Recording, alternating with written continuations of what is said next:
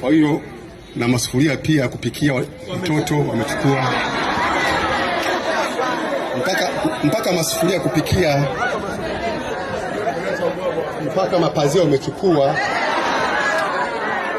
wamechukua mpaka magodoro, wamevunja sefu. Polisi ni kulinda usalama wa raia na mali zao, ndio kazi ya polisi.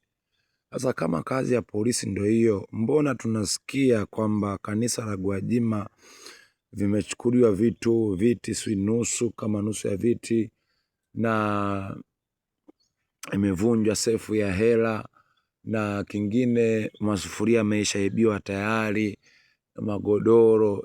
Na polisi wana gani? Ni vibaka au nini? Kwa sababu ninachojua ni kwamba hata kama mnaweza kusema sio polisi, lakini mimi ninachoamini kwamba vitu vyote vile viko chini ya ulinzi wa polisi. Polisi wa namna gani? Hao ni vibaka. Kwa kweli imenishangaza sana kwamba jamaa tunaoita usalama wa raia na mali zao wanaiba magodoro na masufuria. Inasikitisha sana.